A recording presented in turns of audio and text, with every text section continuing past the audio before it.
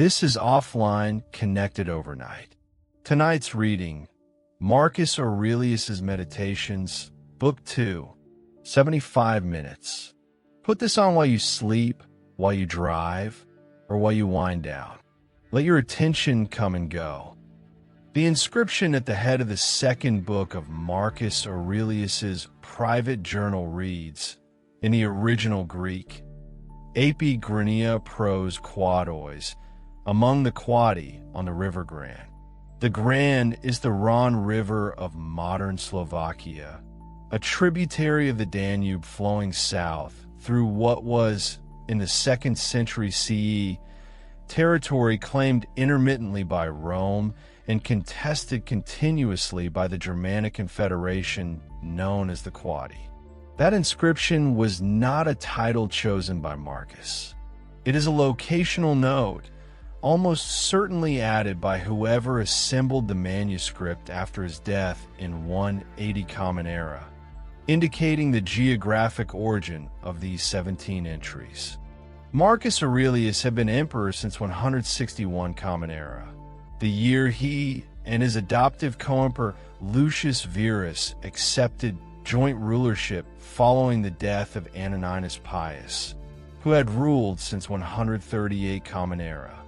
The imperial succession from Nerva through Trajan, Hadrian, Antoninus Pius, and into Marcus's reign constituted what Edward Gibbon, writing the first volume of the history of the decline and fall of the Roman Empire in 1776, described as the period in which the condition of the human race was most happy and prosperous. Gibbon's formulation has been qualified extensively by subsequent scholarship. Robin Lane Fox, in his 2005 study The Classical World, notes that the empire's apparent stability concealed structural vulnerabilities in its frontier systems. But the basic fact of Antonine administrative coherence holds.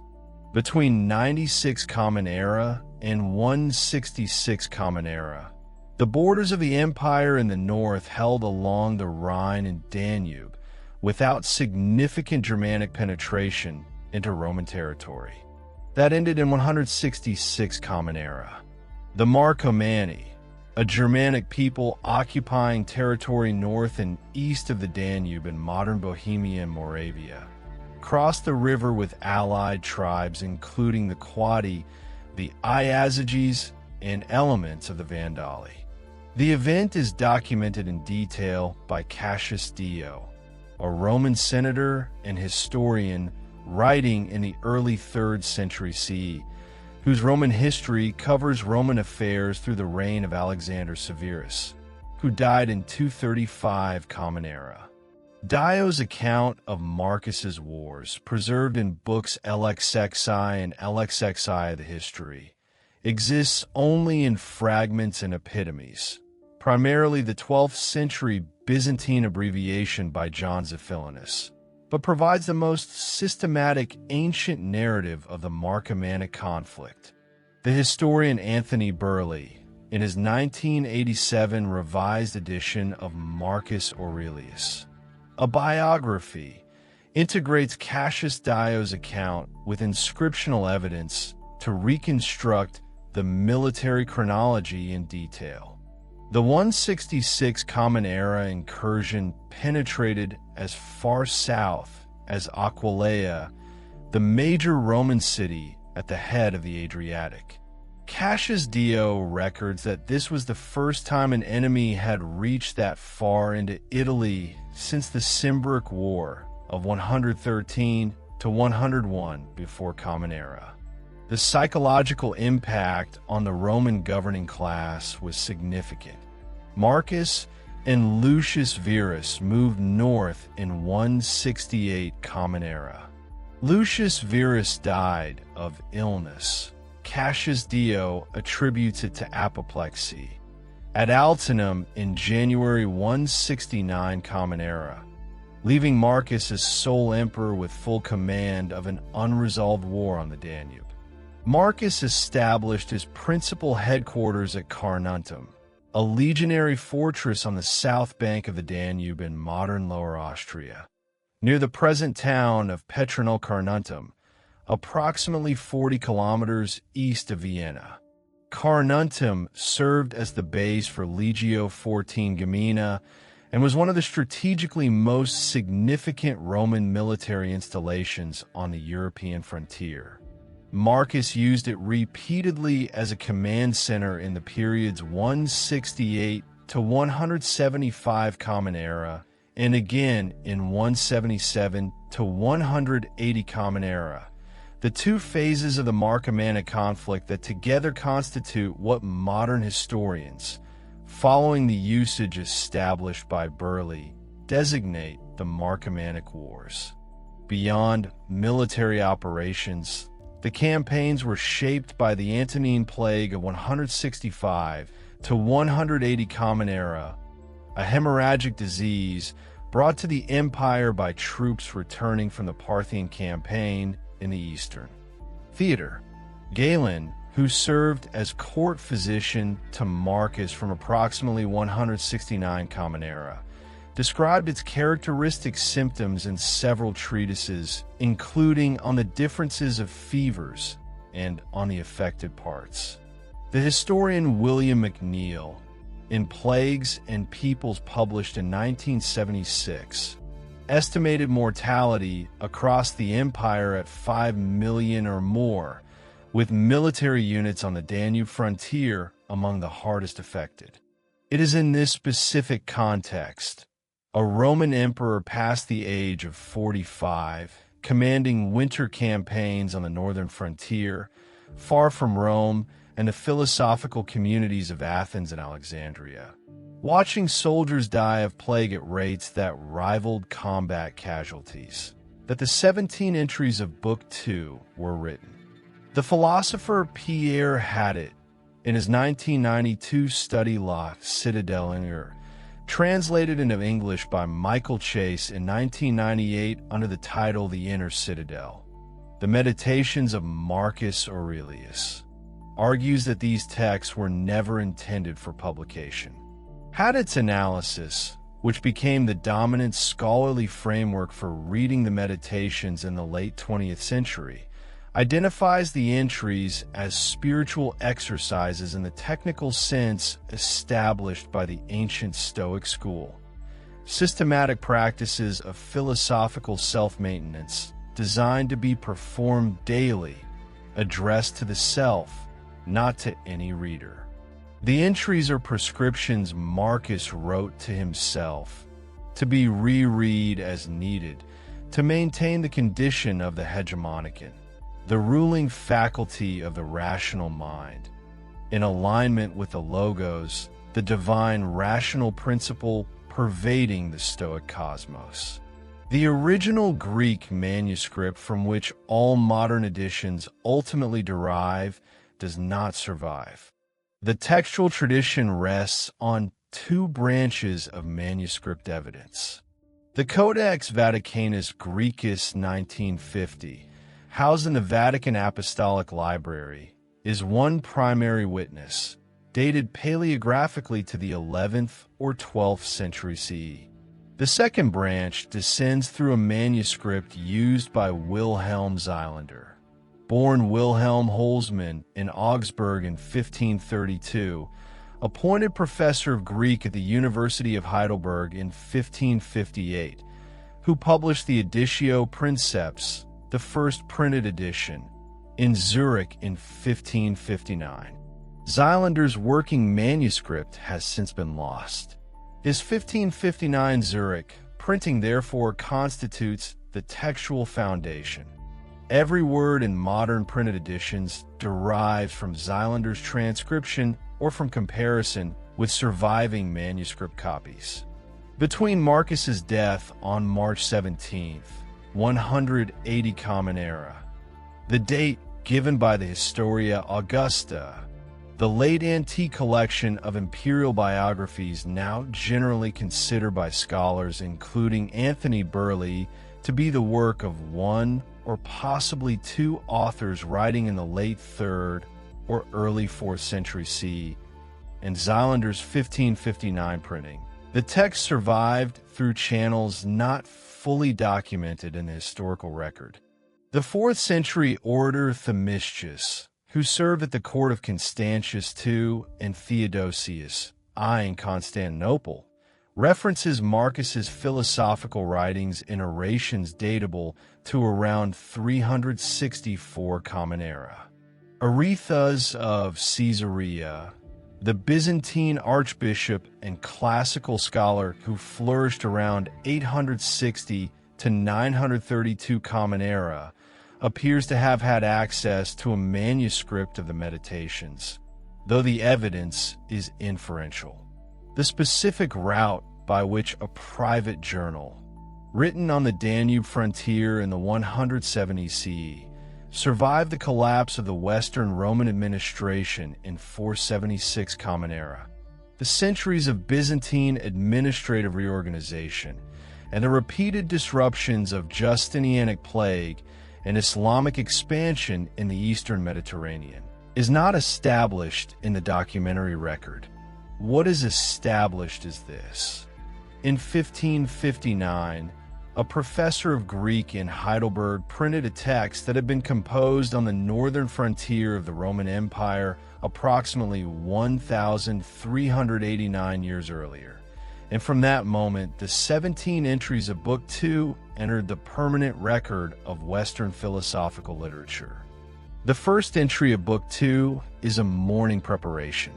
Marcus writes, in the translation by Gregory Hayes, published by the Modern Library in New York in 2002, the most widely sold English version of the text in the early 21st century. Begin the morning by saying to yourself, I shall be meeting with interference, ingratitude, insolence, disloyalty, ill will, and selfishness, all of them due to the offender's ignorance of what is good or evil. The Greek text opens, Heathen prologine hotoi, toward dawn, say to yourself. The instruction is temporally precise. This is not a general principle to be applied when convenient. It is a morning practice performed at a specific moment in the day, before the day's difficulties have arrived. The philosophical mechanism at work in this entry is the premeditatio malorum, the premeditation of adversities. The practice is described by Cicero in Tusculan Disputations, Book 3, written around 45 before Common Era, where Cicero, drawing on Middle Stoic sources he attributes to the Chrysippeian tradition, argues that the wise person encounters no unexpected disturbance because nothing that can happen has not already been considered. The Stoic technical vocabulary for what the premeditatio prevents is perturbatio, disturbance in Latin, in Greek pathos. The pathos in Stoic psychology, as systematized by Chrysippus of Soli and preserved in fragments collected by Diogenes Laertius in Lives and Opinions of Eminent Philosophers, Book 7, is not simply an emotion in the colloquial sense. It is specifically a false judgment about the value of an external thing, a false assent to the impression that something outside the hegemonicon, outside the self's ruling faculty, constitutes a genuine good or genuine evil. Marcus continues the first entry by stating the reason ingratitude and insolence must be met without disturbance. Their behavior arises from agnoia, ignorance, of what is genuinely good and genuinely evil. The ethical premise is Socratic and was transmitted to the Stoics through Zeno of Citium's early studies with the Megarian school. In the Socratic account, preserved in Plato's Protagoras, written around 390 before Common Era, and Meno, written around 385 before Common Era, no person voluntarily chooses the bad. Choice of apparent evil always occurs under the misapprehension that it is a genuine good. Moral failure is always epistemic failure. Marcus restates this premise in compressed form and draws the practical conclusion. The person who acts badly toward me is not an enemy to be resisted, but a patient, someone suffering from a cognitive deficiency, not a freely chosen corrupt will. The entry closes with a statement of kinship, but I have seen the beauty of good and the ugliness of evil, and have recognized that the wrongdoer has a nature related to my own, not of the same blood or birth, but the same mind and possessing a share of the divine. The share of the divine is, in Stoic physics, the logos spermatikos, the seminal reason, the portion of the cosmic logos that individuates in each rational being and constitutes their capacity for rational thought. The concept appears in the fragments of Chrysippus preserved by the Stoic doxographer Aurelius Didymus, whose summary of Stoic physics survives in quotation in John of Stobie's Eclogy Physicae et Ethicae, compiled in the 5th century CE. Every rational being participates in the same logos. This shared participation generates the basis of Stoic cosmopolitanism. The doctrine, articulated by Marcus in Book 4 of the Meditations, that the cosmos is a single city whose citizens are all rational beings. Entry 2.2 examines the three-part composition of the self. The body, soma, is water and bones and a network of nerves, veins, and arteries. The breath or vital spirit, pneuma, is the animating force within the body. The mind, nous, or in the standard Stoic designation, the hegemonikon, is the ruling part. The Stoic concept of pneuma, as established by Chrysippus and described by Galen in On the Doctrines of Hippocrates and Plato, written around 170 Common Era and essentially contemporary with Marcus's own writing, is not simply breath in the respiratory sense. Pneuma is the active, organizing principle within matter, a tenuous, fiery substance pervading all things in varying degrees of tension, called tonos in the Stoic vocabulary. In inanimate objects, the pneuma is present at low tonos, providing mere cohesion, designated hexis. In plants, at higher tonos, providing growth, designated fusis. In animals, at higher still, providing sensation and locomotion, designated sush. In rational beings, at its highest, providing reason, which the Stoics identify with the logos. Galen himself, Marcus's personal physician, disputed the Stoic placement of the hegemonikon in the heart, which Chrysippus had argued, preferring the Platonic and Hippocratic location in the brain. This was an active and unresolved dispute in Marcus's intellectual environment, not a settled anatomical question. Marcus, writing for himself rather than for a philosophical audience, does not engage the anatomical controversy. His interest in the hegemonikon is phenomenological and ethical. The ruling part is the faculty that assents or withholds assent from impressions, the fantasiae arriving from the senses and from internal cognitive activity, and that alone constitutes the proper seat of moral agency. Entry 2.3 introduces the compression of time that will run through the remainder of Book 2. Time is a river of vanishing instants.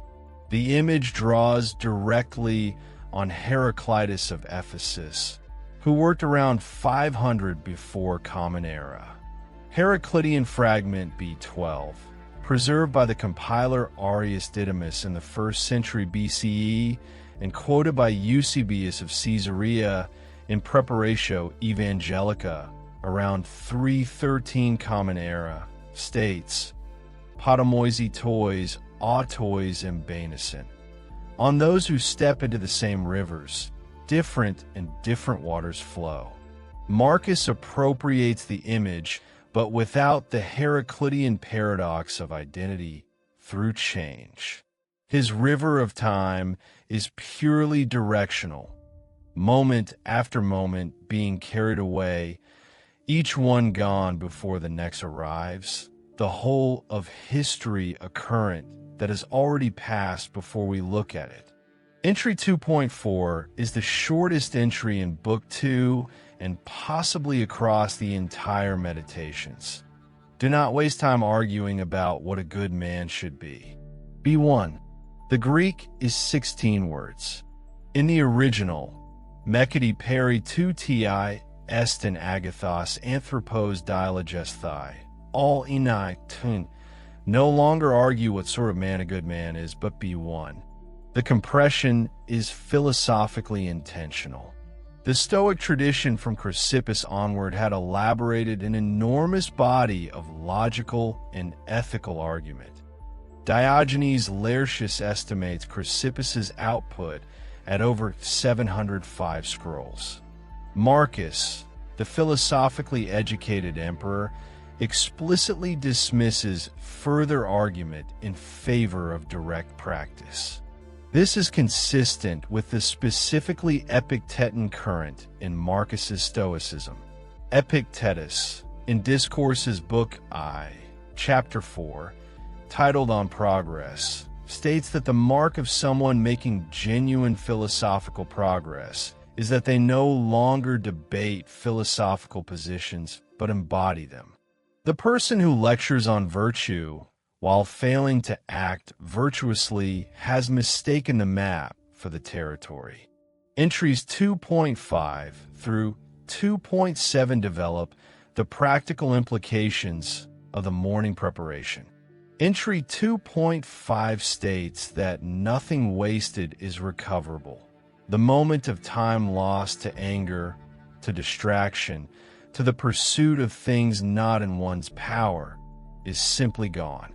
The Stoic valuation of time here connects to the doctrine of kathekon, appropriate action, the Stoic term for duty, developed by Chrysippus and discussed by Cicero in De Officiis, written in 44 before Common Era. Kathekon designates the action appropriate to one's nature and circumstances at this specific moment. The appropriate action is always available. It is always possible to act with virtue now, but only now. The past moment of appropriate action that was not taken cannot be recovered. Entry 2.7 states the fundamental principle underlying the entire second book. The nature of the universe has willed it so, and has willed it long ago, that the rational being do not wrong another rational being. The phrase kata fusin, according to nature, appears here in its ethical application.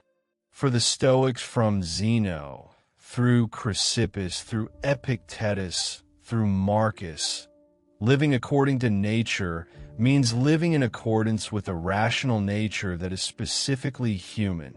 The portion of the cosmic logos that constitutes the hegemonicon, which wills, by its intrinsic structure, rational cooperative action with other rational beings. Wronging another rational being is therefore self-contradictory. It is the rational faculty acting against the very logos it participates in. This is not merely an ethical prescription. It is a metaphysical description of what rational being essentially is.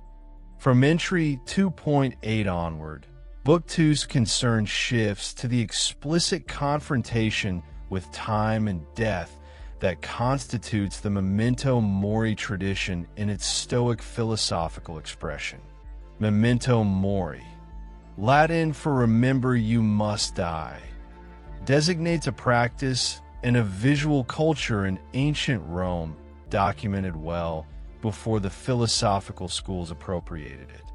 The phrase is attributed by the grammarian Pompeius Festus, writing De Significatu Verborum around 200 Common Era, to a Roman triumphal custom in which a slave followed a victorious general through the city, whispering memento mori as a counterweight to the crowd's adulation.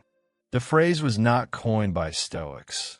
The practice it names is older than the school. But the Stoic philosophers from Zeno onward gave the confrontation with mortality a specific philosophical structure, rooted in Chrysippeian logic of impression and assent, that Marcus inherits and concentrates in Book 2. Entry 2.8 makes a historical observation that functions simultaneously as philosophy. How many Chrysippus, how many Socrateses, how many Epictetuses have been swallowed up by time? The names are chosen with precision. Chrysippus of Soli died around 206 before Common Era. Socrates was executed in Athens in 399 before Common Era. Epictetus died at Nicopolis around 135 Common Era. These are the key philosophical figures of Marcus's inherited tradition, the founder of Athenian philosophical inquiry in the Socratic line, the systematizer of the Stoic school, the Stoic practitioner who had most directly shaped Marcus's own daily practice. All three are now equal with each other, and with Marcus's unnamed Danube frontier companions who died of the Antonine Plague. The philosophical status that distinguished them in life generates no exemption from the universal process. The philosophical framework behind this catalog is what Pierre Haddot identifies in the Inner Citadel as the view from above, a specific meditative practice in the Stoic tradition in which the practitioner imaginatively takes the perspective of cosmic time and cosmic space, from which vantage point the significance of any individual's status, achievements, or sufferings contracts to nothing measurable against the whole. Haddot traces this practice to the Stoic concept of sympathia, cosmic sympathy, the doctrine that all parts of the cosmos are interconnected, and that the rational being who genuinely understands this interconnection perceives their own smallness accurately. The practice appears in the Meditations repeatedly. In Book 6, Marcus describes looking at the entire Roman Empire from above and seeing it as a small part of the earth. In Book 9, he describes looking at all of recorded history and seeing it as a point. The view from above is not a counsel to indifference. It is a technique for correct scaling, perceiving things at their actual proportion rather than at the inflated proportion that social convention, desire, and habit project onto them. Entry 2.9 condenses this perspective into a diagnostic sequence. Marcus writes, following C.R. Haynes's 1916 Loeb Classical Library translation, which preserves the Greek register more closely than later idiomatic versions. Of man's life, the time is a point, the substance is in a flux, the perception is dull, the composition of the body is putrefying, the soul is a whirl, fortune is hard to divine, and fame is a thing devoid of judgment. The Greek word for whirl is dyne, a spinning vortex. The term is Heraclitean and also Empedoclean. Empedocles of Acragas, who worked around 450 before Common Era, used the concept of a cosmic whirl, dinos, to describe the ordering force that separates elements from a primordial mixture. Marcus's dyne for the soul is dynamic rather than static, in constant motion, in constant change, consistent with the Stoic pneumas tonos in its anima expression. This entry has been read by the classicist and philosopher Martha Nussbaum in The Therapy of Desire, Theory and Practice in Hellenistic Ethics, published by Princeton University Press in 1994. As an example of what Nussbaum calls cognitive therapy in the Hellenistic philosophical tradition, the practice of deliberately restructuring beliefs about the value of external things, including one's own life and reputation, through a precise and intellectually disciplined confrontation with their actual character rather than their socially constructed appearance. Nussbaum distinguishes this Stoic approach from the Epicurean approach of Epicurus, who died in Athens in 270 before Common Era, and of his follower Lucretius, who died around 55 before Common Era, and whose Delaware Rerum Natura Book 3 argues for the symmetry of non-existence before birth and after death as the basis for eliminating fear of death. The Stoic approach does not primarily argue for symmetry. It argues for the reconceptualization of death as a return to the material and rational principles from which the individual came. Entry 2.14 is the most extended memento mori catalog in Book 2. Marcus lists names: Hipparchus, Dionysius, Heraclides, Macrinus, Nicomachus, Tertullus. These are not historical figures identifiable in the surviving documentary record. They're almost certainly Marcus's personal associates, officials, officers, companions of his own acquaintance who had died before the composition of this entry. The personal quality of the list is important for the emotional register of Book 2. Marcus is not conducting an academic exercise in historical recall. He is naming the dead he personally knew. The list then shifts to imperial precedent. Were they all now? Smoke, ash, legend, or not even legend? And then, Hadrian, Antoninus, Verus.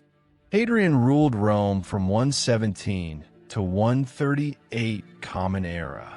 Antoninus Pius from 138 to 161 Common Era. Verus, Lucius Verus, was Marcus's co-emperor who died in 169 Common Era, 11 or 12 years before this entry, if the Grand River attribution is accurate to the early 180s. The political category of emperor, the highest status in the Roman world, generates no special exemption. Hadrian is smoke. Antoninus is ash. The Stoic technical concept at work in these lists is kataphronesis, literally looking down on, translated variously as contempt or philosophical disdain. It designates in the Stoic vocabulary the capacity to perceive the genuine scale of things that social convention and emotional habit inflate. Pierre Haddad, in the Inner Citadel, Chapter 8, identifies kataphronesis as one of the three fundamental movements of the Meditations, alongside the practice of assent and the practice of rational impulse.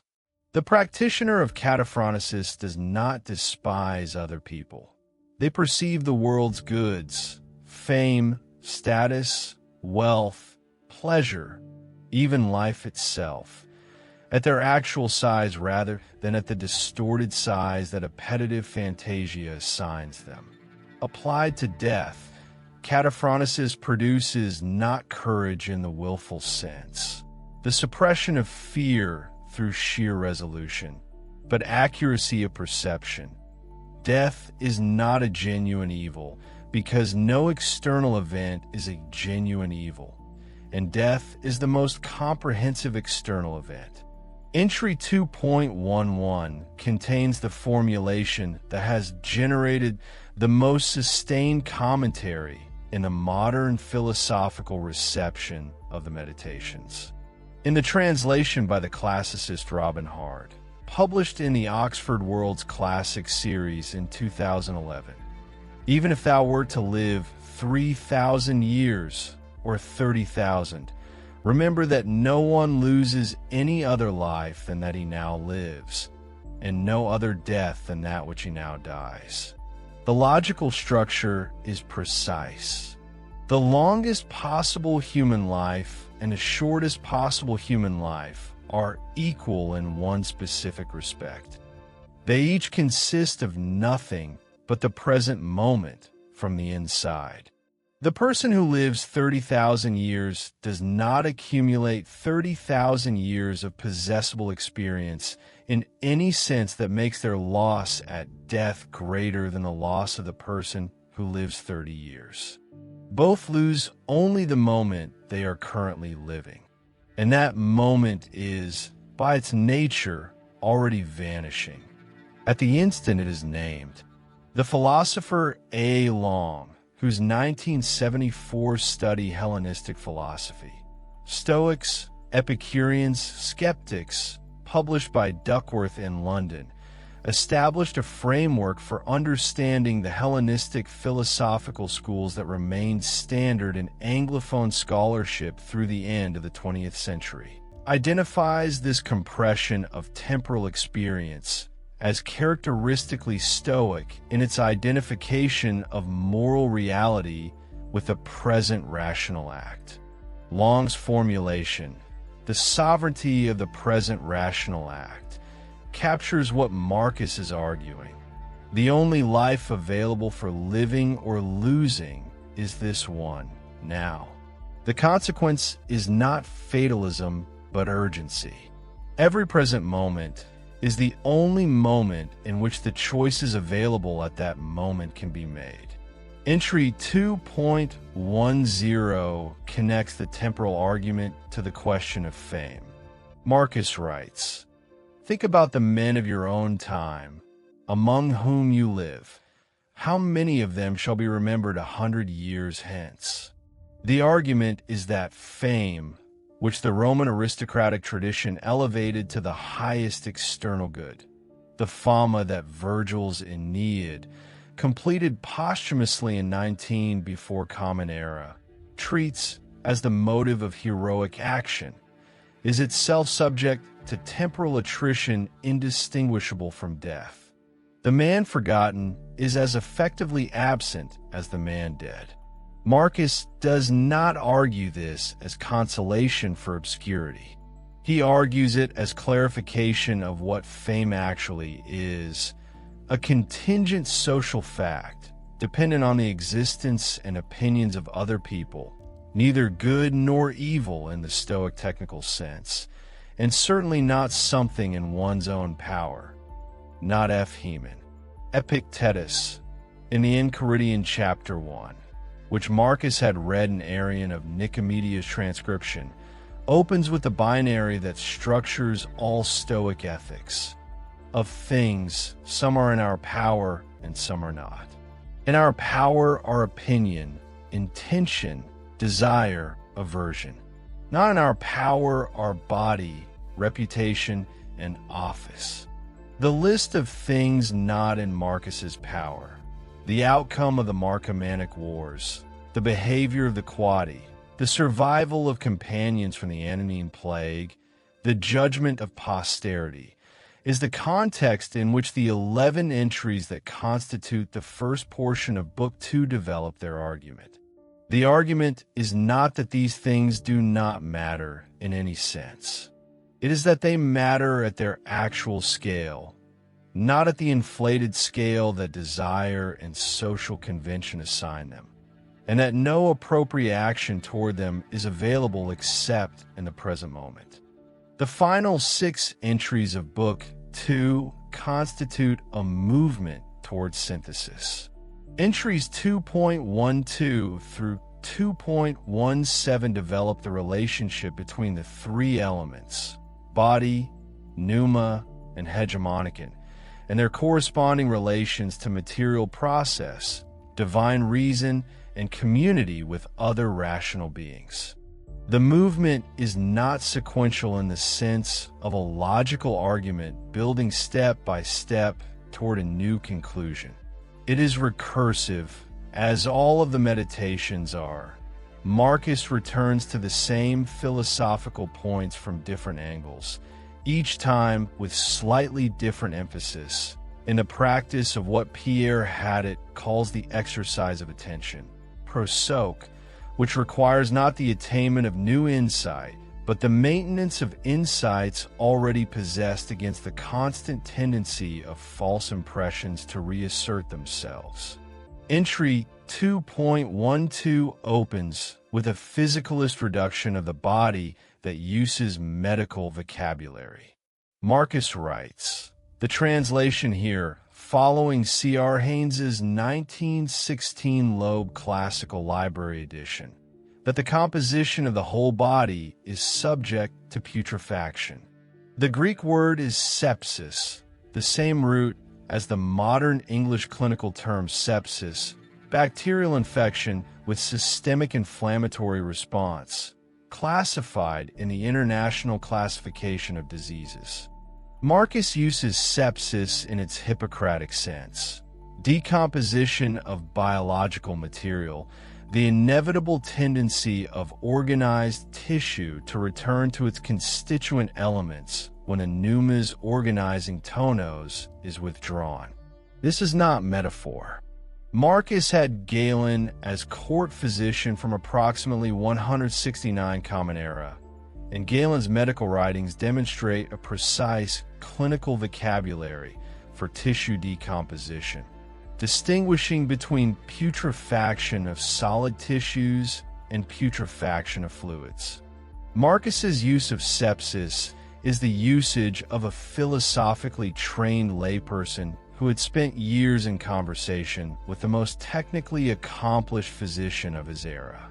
Pierre Hadot, in the Inner Citadel Chapter 6, identifies what he calls Marcus's physicalist technique as one of the key exercises in the meditations, the deliberate reduction of objects that social convention renders valuable, elegant food, luxurious fabrics, political prestige, to their material constituents.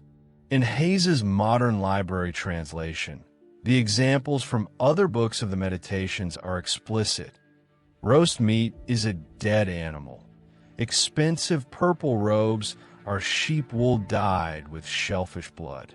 These reductions are not expressions of disgust or religious asceticism. They are, in the Stoic framework, corrections of false impressions, the fantasiae that represent a luxury item as a mark of genuine value rather than as processed organic material. The physicalist reduction is the act of seeing the thing as it actually is, stripped of the layers of social meaning that habit and desire project onto it. The specific application in entry 2.12 is to the self. The body is soma subject to sepsis. The pneuma is a whirldyne. The hegemonicon is what remains as the proper seat of the self in any morally significant sense.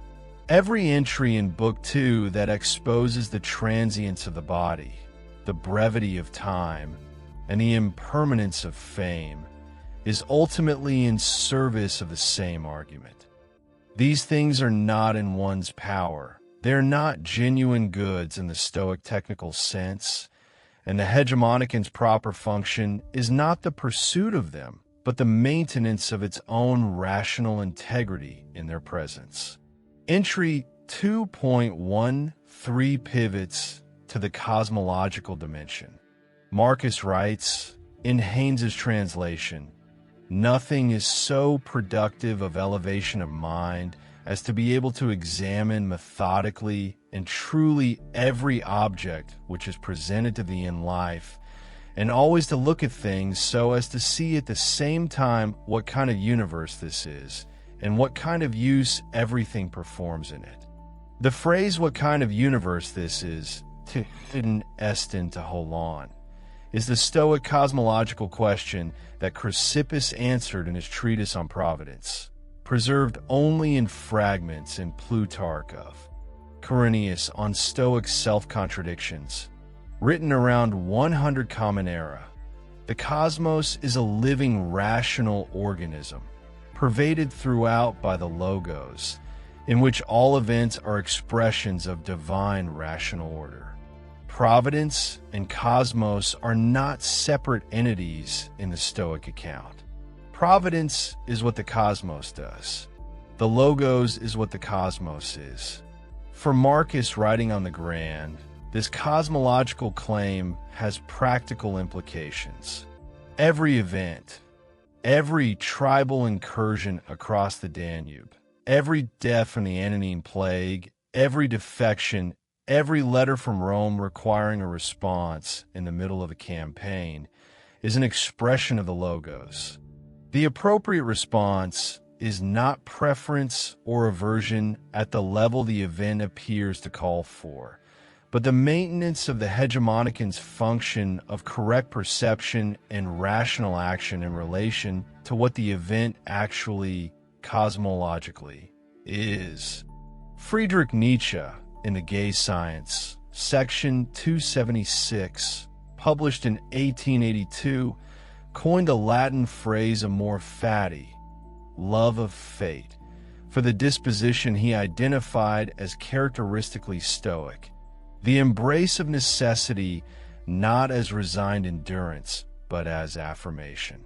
Marcus does not use the phrase amor fati anywhere in the Meditations.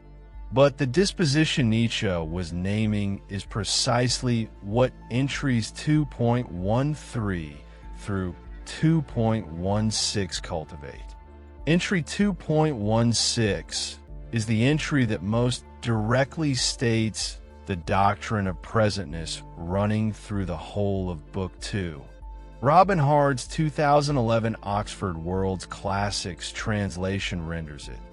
The present moment is all that one can lose, since that is all one has. The Greek aorist tense of the verb to have, chin, implies an instantaneous possession. What is held only at the instant of holding, and the holding is simultaneous with the release. You do not possess the past. It is gone. You do not possess the future. It has not arrived. You possess only the instant, and that possession is its own relinquishment. The argument is not that a long life is no better than a short one in what can be experienced. It is that both are equal in the only sense that matters for the Stoic. Both consist of nothing but a sequence of present moments, each available only while it is present, and both terminate in the loss of a present moment rather than in the loss of an accumulation. Entry 2.17, the final entry of Book 2, is the most architecturally complete. It identifies three relations constituting the whole of a rational being's existence.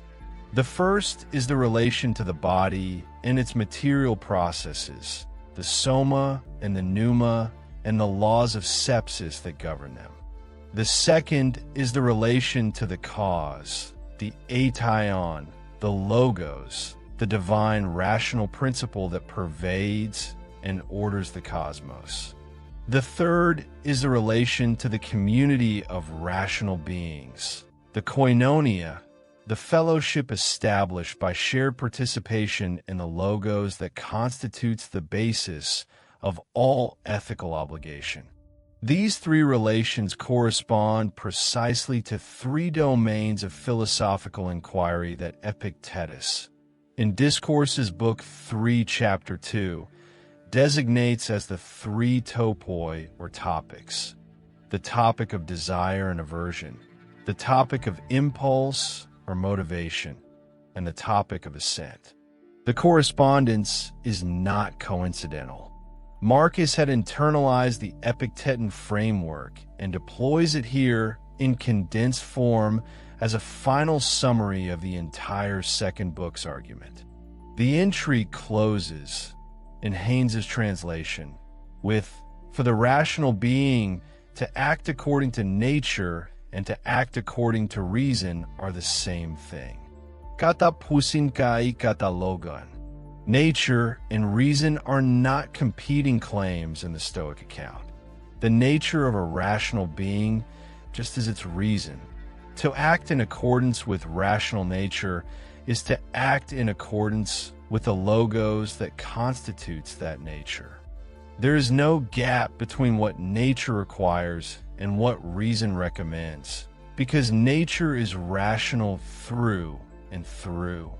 This final formulation of Book 2 resolves the whole of the 17 entries. The body is natural and will return naturally to the cosmos. The logos is natural and is the principle by which the rational being acts. The community is natural because rational beings are naturally social.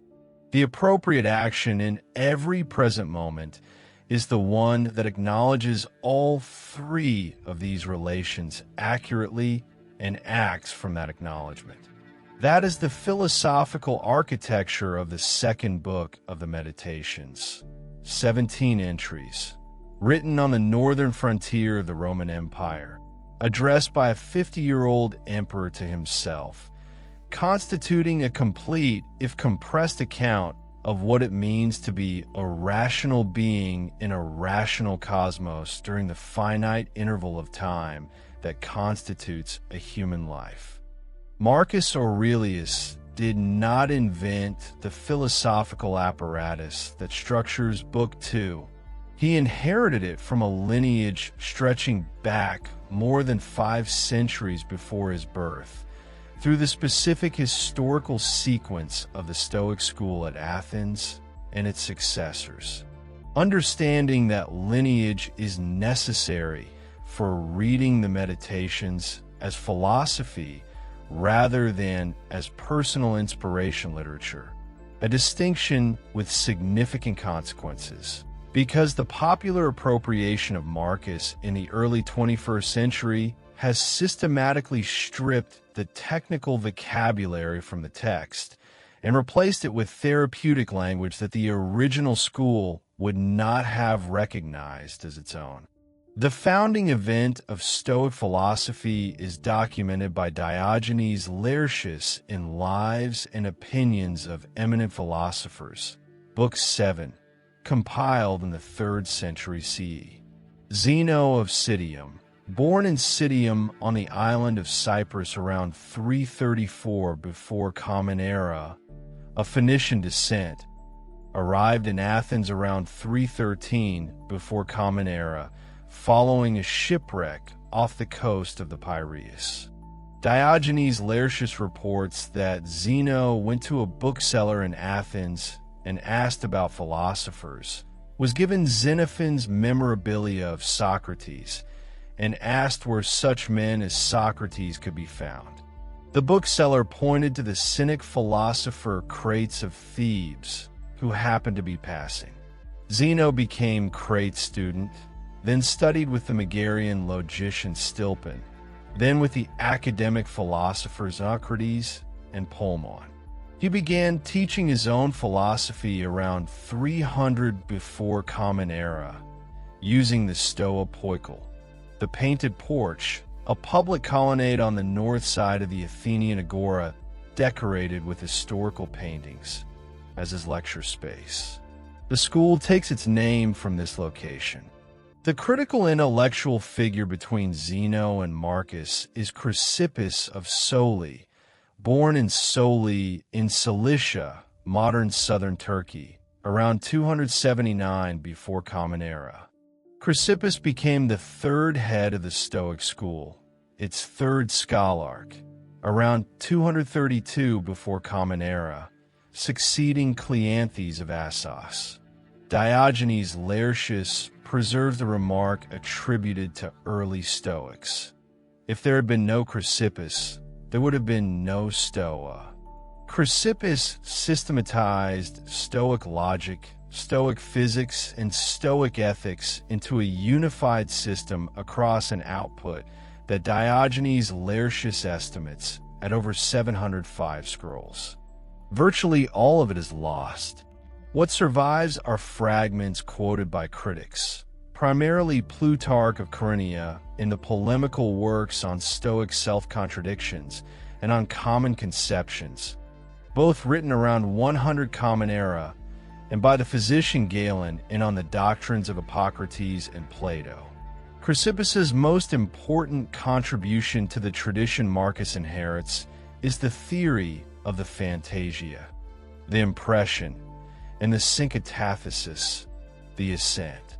Every experience begins with an impression received by the hegemonican, a sensory impression, an emotional impression, a propositional impression of the form. This is the case. The hegemonican may assent to the impression, accepting it as accurately representing reality, or may withhold assent. Chrysippus's crucial claim, documented by Plutarch and on Stoic Self-Contradictions, chapter 17, is that emotions are themselves a form of assent. Specifically, false assents to impressions that misrepresent the value of external things. Fear is not a sensation that arrives unbidden and overtakes the hegemonican. Fear is a false assent to the impression that something approaching constitutes a genuine evil. Since only the hegemonican's own rational function constitutes a genuine good, and since its corruption by false assent constitutes the only genuine evil, all emotional disturbance is fundamentally epistemic. This is the basis of the claim Marcus states in entry 2.1. The person who acts badly toward me acts from ignorance, not from freely chosen malice. The specific Stoic thinker most directly influential on Book 2's philosophical content is Epictetus of Hierapolis. Epictetus was born around 50 Common Era in Hierapolis in Phrygia, modern Pamukkale in western Turkey. He was enslaved as a child and brought to Rome, where he became the property of Epaphroditus, a freedman of the Emperor Nero who served as Nero's administrative secretary, a position of significant power in the imperial household. Epictetus received philosophical education while enslaved, studying under the Stoic teacher Musonius Rufus, who taught in Rome during the 60s and 70s CE, and whose lectures were also transcribed by students, though the surviving texts are fragmentary compared to Epictetus's. Epictetus was eventually manumitted and established himself as a philosophical teacher in Rome. In 89 Common Era, the Emperor Domitian issued an edict expelling philosophers from Rome and from Italy, motivated by Domitian's suspicion of senatorial opposition associated with Stoic republicanism. Epictetus relocated to Nicopolis in Epirus, western Greece, where he established a school that attracted students from across the empire. He died at Nicopolis around 135 Common Era. Arian of Nicomedia, born around 86 Common Era in Nicomedia in Bithynia, modern Izmit in northwestern Turkey, attended Epictetus's school at Nicopolis, probably around 108 Common Era. Arian was himself a prolific writer.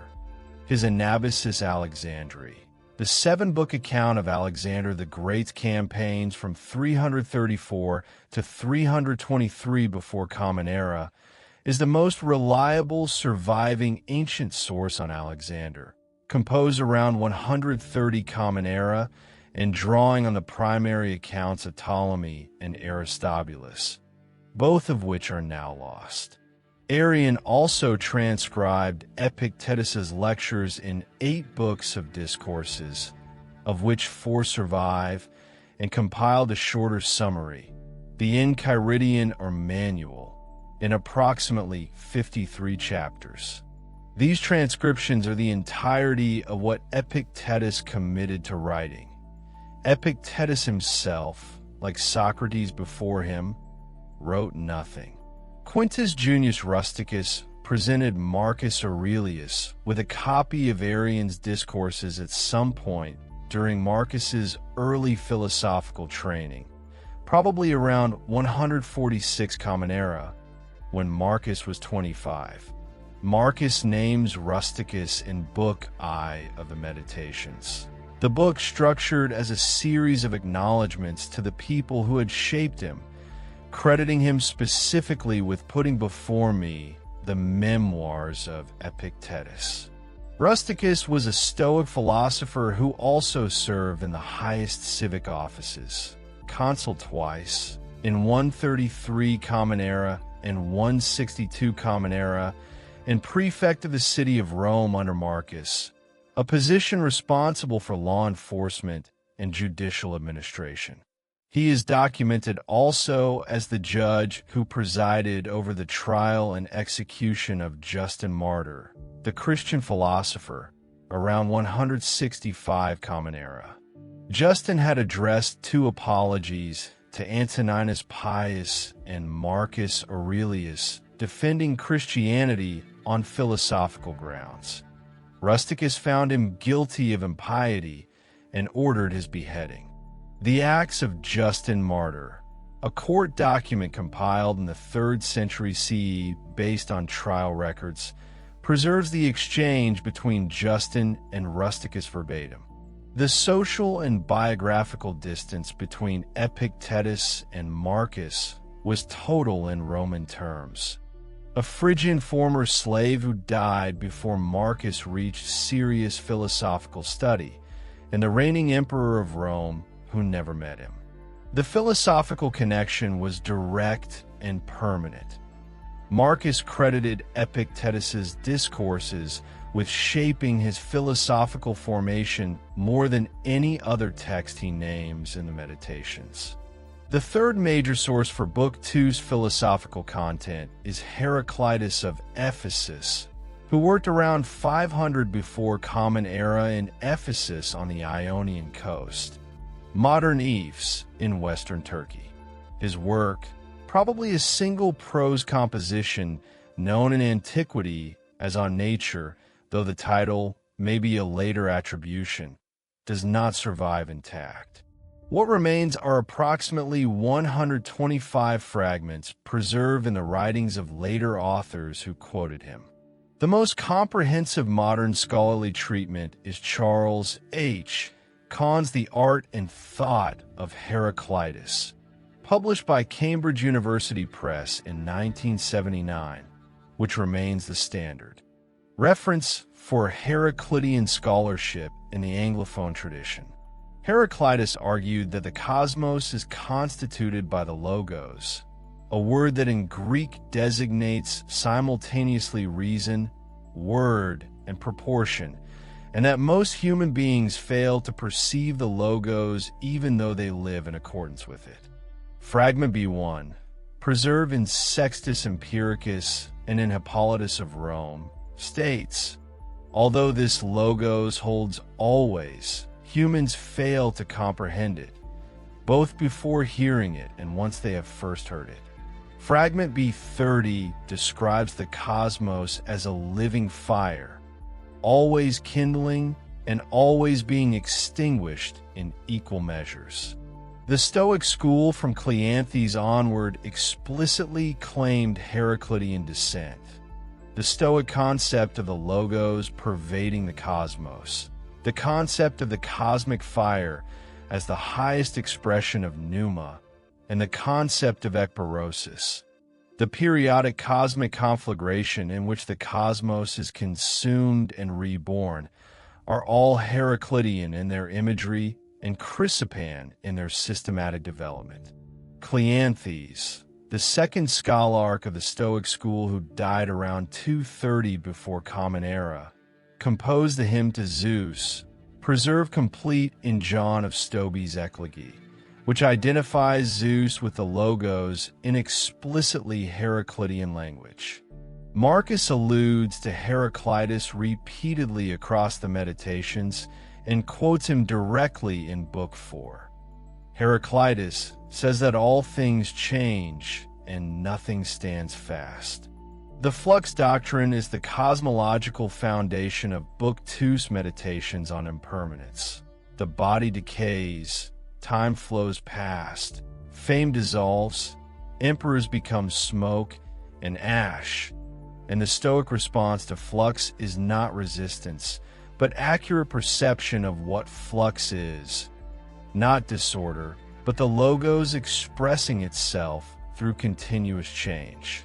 Panetius of Rhodes, the Middle Stoic who died around 109 before Common Era, and who was largely responsible for introducing Stoic philosophy to Rome through his association with Scipio Aemilianus in the 140s BCE, had begun the process of adapting Chrysippus Stoicism for a Roman aristocratic audience, softening the more extreme claims of the early school about the perfection of the sage. Marcus, however, is working in the Epictetan strand rather than the Panaetian one, closer to the uncompromising early doctrine, including the claim that only virtue is a genuine good, that only vice is a genuine evil, and that every external event is, in the Stoic technical sense, indifferent.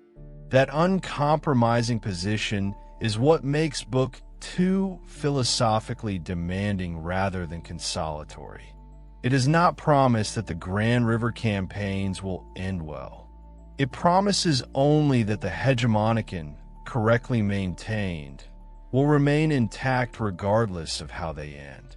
The history of how Book 2 of the Meditations reached its modern readers spans 14 centuries of precarious preservation, institutional disruption, and scholarly reconstruction. Marcus's private journal did not circulate during his lifetime and was not published in the ancient world in any sense that the word publication carries for us. Its survival is an accident of Byzantine manuscript culture. The tradition of copying and preserving texts in the imperial libraries and monastic scriptoria of Constantinople and its dependencies, and its re-entry into Western European intellectual life is the achievement of a small number of 16th century humanist scholars working with manuscripts whose provenance was already partially obscure to them. Marcus died on March 17th, 180 Common Era. The date is given by the Historia Augusta in the life of Marcus Aurelius, a biography in the collection now believed by scholars including Anthony Burley to be the work of one author writing under multiple fictional names in the late 3rd or early 4th century CE.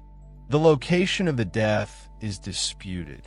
The Historia Augusta gives Vindobona, modern Vienna. The epitomist Justin gives Sirmium, modern Sremska Mitrovica, in Serbia. The body was cremated according to Roman imperial custom, and the ashes were interred in the Mausoleum of Hadrian, modern Castel Sant'Angelo, on the banks of the Tiber in Rome. Nothing in the ancient literary record indicates that Marcus's private philosophical journal was known to any of his contemporaries as a document. His philosophical activity was publicly known throughout his reign. He was visibly associated with Stoic practice, and his teacher Rusticus was a prominent figure in Roman public life.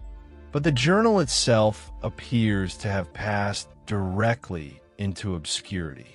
Commodus, Marcus's son and successor, who ruled from 180 to 192 Common Era, and whose reigned the Roman Senate in a posthumous act of damnatio memoriae declared erased from public memory in 192 Common Era, showed no documented interest in philosophy and presumably none in his father's private writings. The earliest datable external reference to the text is in the orations of Themistocles, a Greek-speaking philosopher and rhetorician who served as a senator and court order at Constantinople under Constantius II, Julian, Valens, and Theodosius I. Themistocles composed approximately 34 orations, most of them addressed to emperors, spanning the years 347 to approximately 388 Common Era.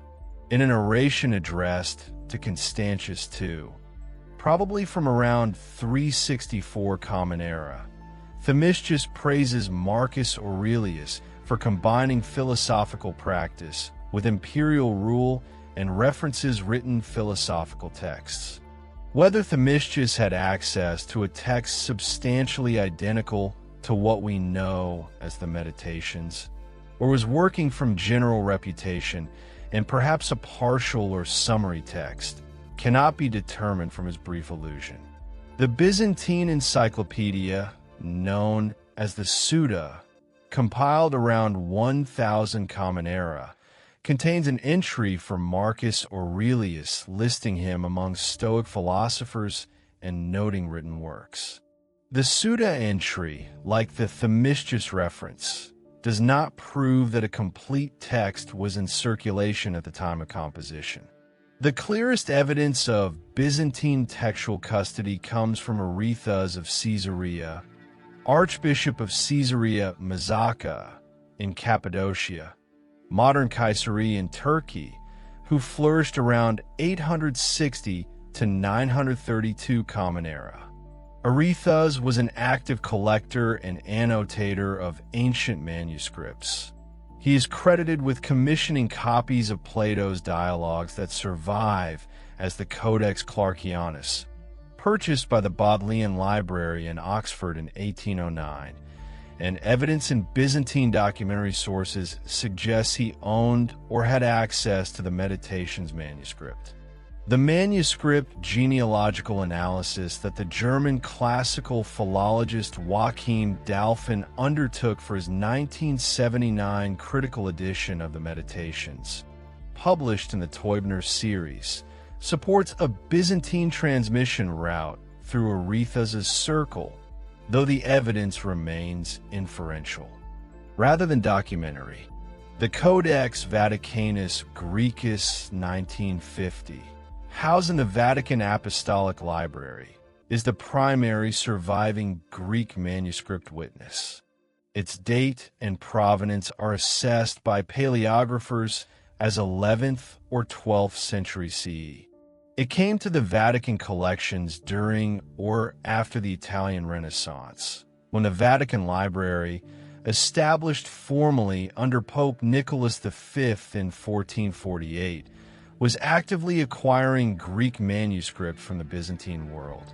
That acquisition effort intensified after May 29, 1453, when the fall of Constantinople to the Ottoman forces of Mehmed II sent substantial numbers of Greek-speaking scholars and their manuscript collections westward into Italy. Whether the Vaticanus Graecus 1950 arrived in Rome as part of this post-1453 migration or through an earlier route is not established with certainty in the library's own catalog documentation. Wilhelm Zeilander, born Wilhelm Holzmann in Augsburg on December 26, 1532, died in Heidelberg on February 10, 1576, was appointed professor of Greek at the newly established University of Heidelberg in 1558. He was an extraordinarily productive humanist scholar whose editions and translations span Greek mathematics, philosophy, and history. He produced the first printed edition of Plutarch's Moralia with Latin translation, edited Cassius Dio's Roman history, and translated Diophantus's Arithmetica. His Editio Princeps of the Meditations, published in Zurich by Christoph Froschauer the Younger in 1559, was titled Marci Antonini Imperatoris de Cypso et ad Cypsum Libri 12, Marcus Antoninus Emperor, of himself and to himself in 12 books. The title reflects the manuscript tradition's division of the text into 12 books, a division that persists in all modern editions. Xylander worked from a manuscript he had obtained through the Swiss naturalist and encyclopedist Conrad Gessner of Zurich, who had assembled one of the largest private libraries in 16th century Europe and maintained extensive contacts in the Mediterranean manuscript trade.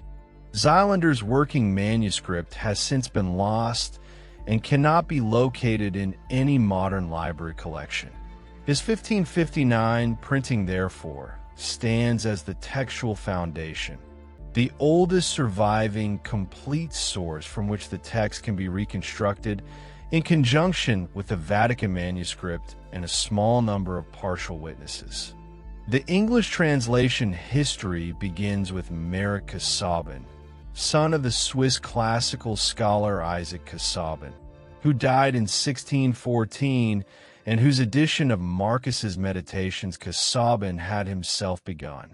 Marek Casaubon, born in Geneva in 1599 and educated at Oxford, died in Canterbury in 1671.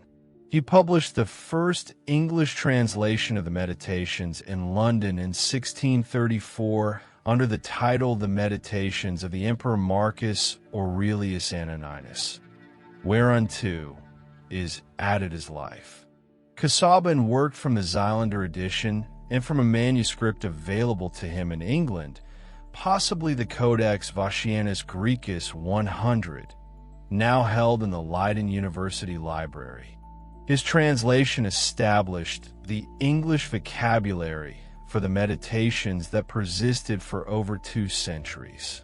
The first critical Greek text based on systematic manuscript collation was produced by A.S.L. Farquharson, a fellow of University College, Oxford, who was born in 1871 and died in 1942. His 2-volume edition was published by Oxford University Press in 1944, 2 years after Farquharson's death. It was seen through press by colleagues and includes the first comprehensive apparatus criticus, a systematic record of manuscript variants for the Meditations in Anglophone classical scholarship.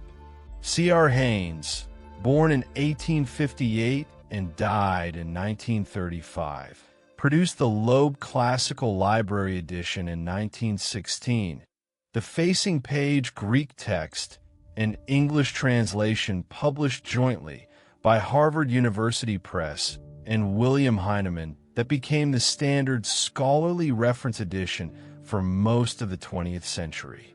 Haynes's translation is scrupulously literal and preserves the Greek philosophical terminology in ways that later, more idiomatic translations deliberately choose not to. Pierre Hadot's 1992 La Citadelle Intérieure, translated by Michael Chase as the Inner Citadel. The Meditations of Marcus Aurelius in 1998 transformed the scholarly interpretation of the Meditations and of Stoic philosophy more broadly.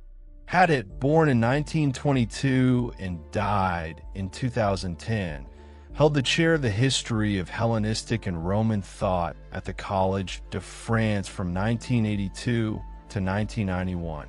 His earlier work, particularly Philosophy as a Way of Life, Spiritual Exercises from Socrates to Foucault, published in French in 1987 and translated into English in 1995, had argued that ancient philosophy was practiced as a set of disciplines for transforming consciousness rather than as a set of theoretical propositions about the world. A claim that reoriented how historians of philosophy understood the relationship between ancient philosophical texts and the lives of their authors. In the Inner Citadel, Haddad applied this framework specifically to Marcus, arguing that the meditations are best understood as records of exercises rather than as essays, confessions, or meditations in the literary sense the word now carries. The book's influence extended beyond classical scholarship. The philosopher Michel Foucault, in his final lecture courses at the Collège de France delivered in 1982, published posthumously in 2001 as The Hermeneutics of the Subject, explicitly engaged Haddad's analysis of the care of the self, Epimeliae Hutu, as a foundation for his own genealogy of subjectivity. Gregory Hayes, a classicist at the University of Virginia, published his Modern Library translation in 2002. Hayes's introduction acknowledges Haddad's exercise theory while also noting the limitations of applying any single theoretical framework to a text whose complexity exceeds any one frame. The Modern Library edition became, by sales figures, the most widely circulated English-language meditations in the first decades of the 21st century, reaching audiences who had not encountered earlier translations. Anthony Burley, born in 1937 and died in 2020, professor of Roman history at the Universities of Manchester and Dusseldorf, published Marcus Aurelius, a biography first in 1966 and in a substantially revised edition in 1987. Burley's biography remains the most detailed account of Marcus's life, grounded in primary documentation. Inscriptions, papyri, the Historia Augusta weighed critically against other sources, and the meditations themselves read as historical evidence for Marcus's movements and preoccupations. The 17 entries of Book 2, read as a unit rather than as an anthology of quotable passages, constitute a complete philosophical statement. The rational self, composed of a body subject to sepsis and a hegemonic and capable of correct assent, exists in a cosmos ordered by logos for a duration of time that is, in a largest view, negligible, but that, in the only view available to the living, is everything. The appropriate response to this situation is neither despair nor forced optimism, but the daily maintenance of rational alignment. The prosok, the practice of attention, performed each morning and reviewed each evening, that the Stoa tradition had recommended since Zeno taught in the Stoipoical 3.5 centuries before Marcus wrote on the Grand. That was Marcus Aurelius's Meditations, Book 2, from Offline, Connected Overnight. Sleep well or carry on.